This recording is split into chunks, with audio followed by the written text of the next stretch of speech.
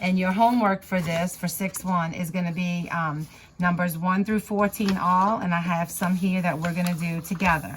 Okay, so now the ones that are labeled, refer to your worksheet 6-1.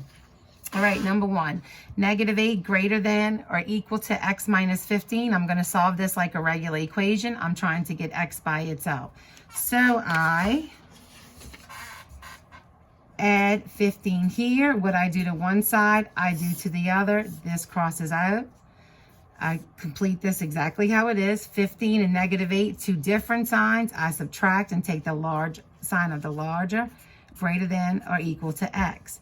Here, please notice, I want you to notice this. I want you to rewrite all of your inequalities so that the variable is first. So what does that mean? That means it has to be equivalent to this expression. So that, look here, the smaller side is pointing to x. It has to still point to x here. So that's x is less than or equal to 7. The reason why I want you to do that is so you can use this arrow as an indication which way to shade here. So the inequality is x less than or equal to 7, and now I'm going to graph it. I come to my number line, 0, +7, -7. I come to 7. Should I leave it open or closed? It should be closed because of this. And now I see my arrow is this way and it's less than, so I'm going to shade to the left and make sure I color in my arrow. Here, still a one-step equation, okay? I'm going to do this the same way I would do this if I was solving an equation and I had an equal sign there. I'm trying to get all my x's on one side and my numbers on the other. So I'm going to minus 4x here. What I do to one side, I do to the other. When I say side, I mean side of the inequality. This cancels. Bring this down. 3 less than. Two different signs. I subtract and take the sign of the larger. Divide both sides by 1. X. And then I get 3 here. So I would read this as 3 less than x, but I want to make sure my variable is first. So that's x greater than 3. Notice the greater sign opens up to x, and here the greater sign opens up to x here. You're fine. God bless you. So here, x greater than 3. I come here, 0, +3, -3. I'm going to leave an open circle on 3 and shade everything to the right. Okay, here, same thing. One-step equation. This is like number 3. And notice that numbers 1 through 4 are matching on your sheet. So you're going to be matching the graphs to there. You're going to be matching the graphs that we have here, up here. I need to see all work, okay? All right, so here we still solve this like a regular equation. We're going to minus 7x here. What we do to one side, we do to the other. This cancels. 1x greater than -4. Divide both sides by 1. X greater than -4. Come here, 0, 4, -4. I'm going to leave an open circle on 4 because I do not have an equal to sign. And it's everything greater than -4, also pointing that way. So I'm going to shade that way, making sure I get my arrow included. Okay? So, the good thing about my notes are a lot of times I'm doing the same problems you have to do for homework. So please take the time to look at these notes, and I need to see steps just like this. Okay, let's go back to, now I'm going to go, that's 1 through 3. Now we're going to go on to number 5.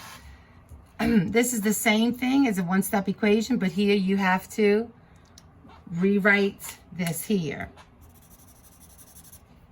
Okay, that becomes a positive. R plus 5 greater than -2. And then I finish it like a regular equation. Minus 5, what I do to one side, I do to the other. Bring down my R, bring down my inequality. Same signs, I add and keep the sign. So that's R greater than -7. I come here, 0, +7, -7. Come to my -7 here. I'm going to leave an open circle because I do not have an equal to. And I'm going to shade to the right because that's all values greater than. 7. Okay, and then I chose number 10 because it is a fraction, and remember the rules don't change.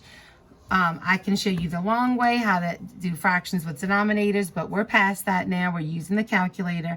Okay, so what we're going to do is the same thing we do up here. The rules don't change. We're isolating our variable. We're getting c by itself, so we need to move this 3/4 here. C minus 3/4, that's what this is. So I'm going to add 3/4. What I do to one side, I do to the other.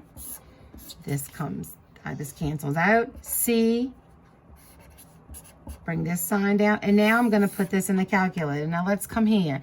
There's two ways I can do it. I can do open parentheses, 1 divided by 2, close parentheses, plus open parentheses, 3 divided by 4, close parentheses. I get a decimal, then I would have to hit math, enter, enter to get the fraction. Or I can remember to do my fraction as alpha y, hit enter.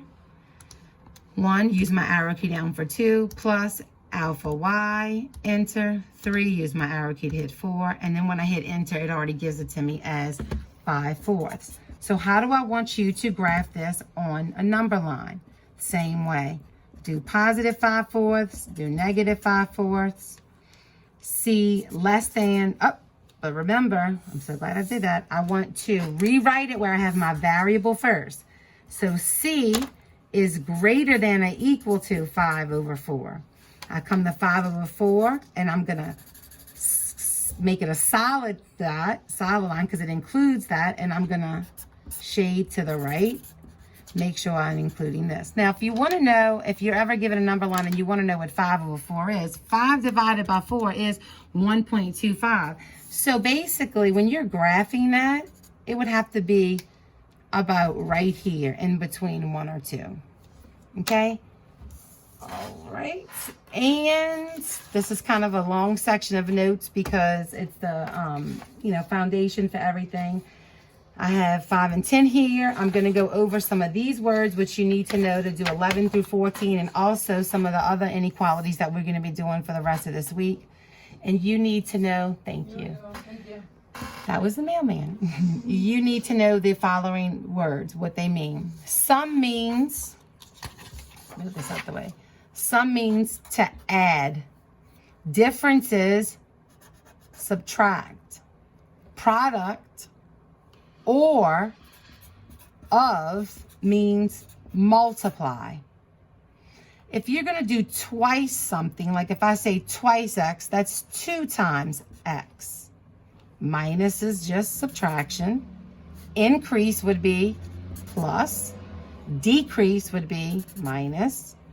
Quotient would be divide. So like the quotient of x and 2. These are the keywords I had given you in the previous notes. No more than. No more than is less than or equal to. No less than is greater than or equal to. Times means multiply. Plus means plus. Okay, so just remember some of these words when we're going to do problems like numbers 11 through 14. Okay, so I have one more example to show you. And let's do that one right now, which is number 11. And it says here, the directions: define a variable, write an inequality, and solve each problem. Then check your solution. All right, let's do it. The sum of a number and 17 is no less than 26. So let's start with words. The sum. We know sum means add. So the sum of a number, we don't know what that number is, so let's call it x. The sum of a number and 17 is, when you see this is, that's when you're going to be putting your inequality sign, is no less than. What is no less than? Remember, no less than is greater than or equal to 26. So the sum of a number and 17 is no less than 26. Then you would solve it. 26 minus 17, well, 26 minus 16 is 10. So 26 minus 17 is going to be, hello, 9.